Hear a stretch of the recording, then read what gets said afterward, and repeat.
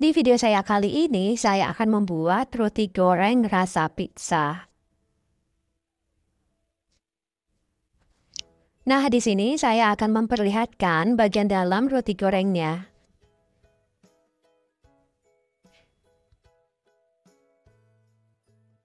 Teman-teman bisa lihat tekstur rotinya itu sangat lembut banget kan? Dan saya akan coba rotinya. Bismillah. Enak banget rotinya.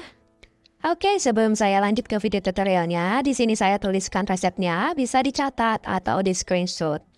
Adapun cara membuatnya sebagai berikut, di sini saya sudah siapkan tepung terigu 250 gram, lalu saya tambahkan ragi instan 1 sendok teh penuh, kemudian saya tambahkan 50 gram gula pasir, lalu saya tambahkan juga 1/2 sendok teh SP.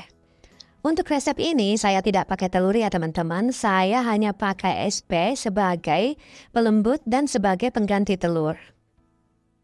Setelah bahan keringnya sudah masuk semua, kemudian saya aduk hingga semua bahannya tercampur. Setelah bahannya sudah tercampur, saya tambahkan 130 ml air es. Untuk airnya, jika ngulon pakai tangan, lebih baik pakai air suhu ruang. Nah, di sini saya pakai air es karena adonannya saya akan mixer. Jika di mixer, adonan cepat panas sehingga raginya itu cepat aktif. Nah, ini saya aduk hingga adonannya tercampur rata dan airnya meresap ke adonan.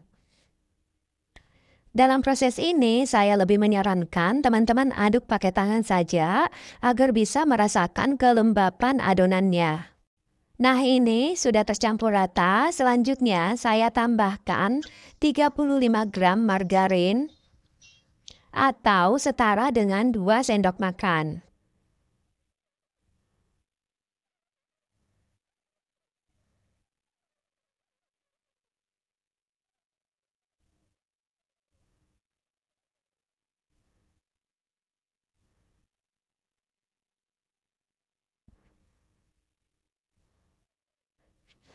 Kemudian saya langsung mixer adonannya. Jangan lupa stick mixernya pakai yang model spiral ya.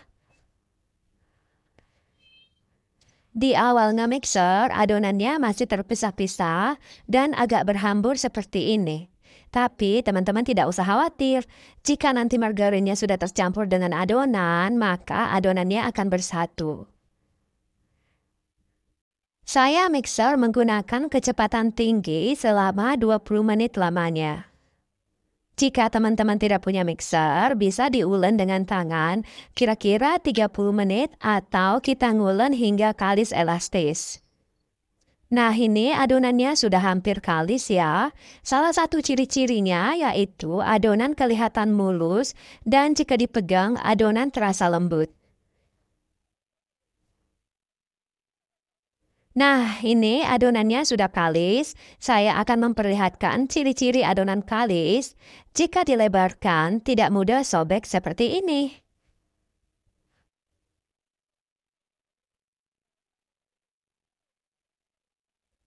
Selanjutnya, adonannya saya bulatkan, lalu saya diamkan selama 30-45 menit.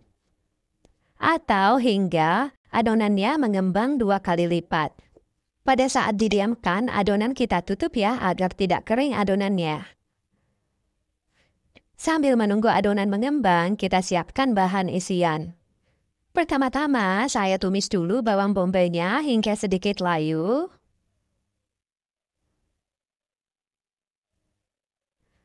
Setelah bawang bombay layu, saya masukkan bawang putihnya.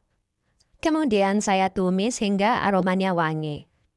Lalu saya tambahkan 4 sendok makan saus tomat.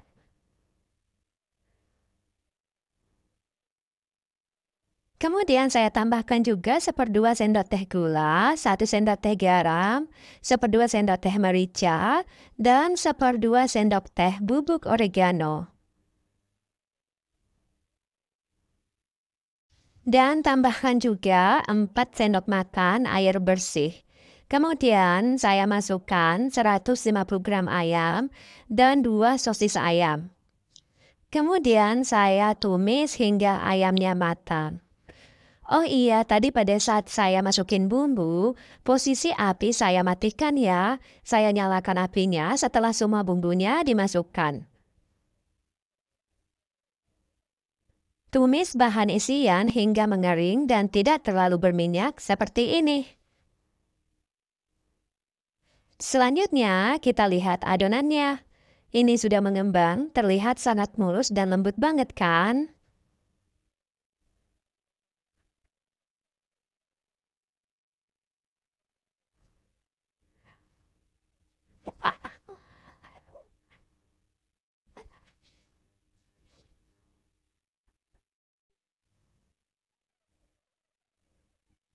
Nah, adonannya saya kempeskan dulu agar gas yang terikut dalam adonan bisa keluar.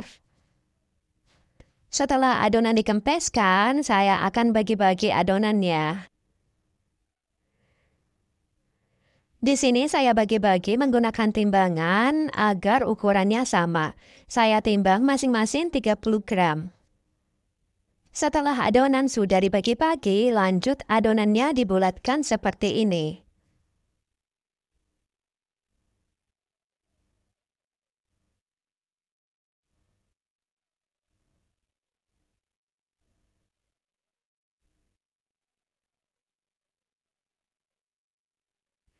Setelah sudah dibulatkan semua, adonannya saya tutup kain agar tidak kering.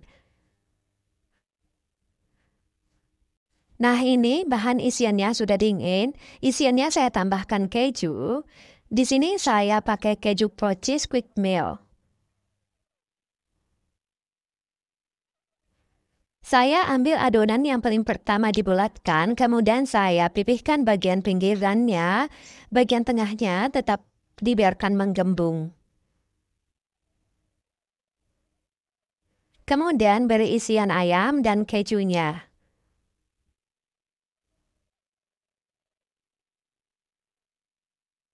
Lalu ambil bagian ujungnya dan eratkan satu sama lain seperti di video.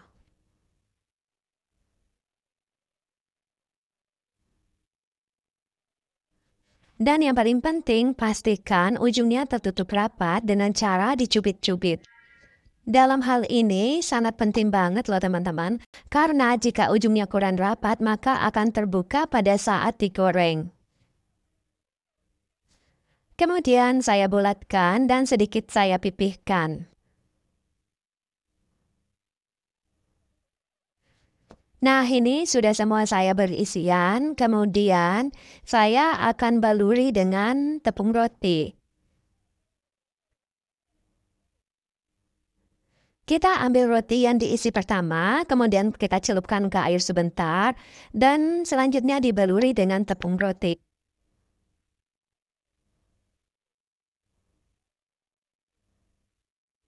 Lakukan hal yang sama hingga semua rotinya selesai dibaluri dengan tepung roti.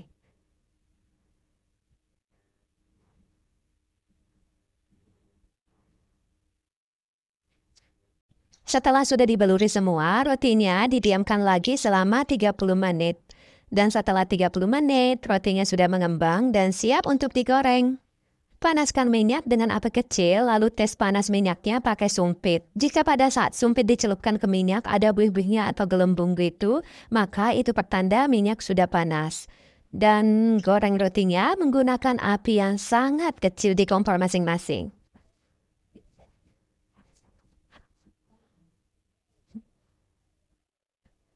Balik rotinya setelah warnanya kuning kecoklatan. Nah, yang saya tandain itu agak sedikit terbuka ya. Mungkin pada saat saya bulatin, ujungnya tidak terlalu rapat. Setelah kedua sisi sudah kuning kecoklatan, maka roti gorengnya sudah matang dan sudah boleh diangkat dari penggorengan.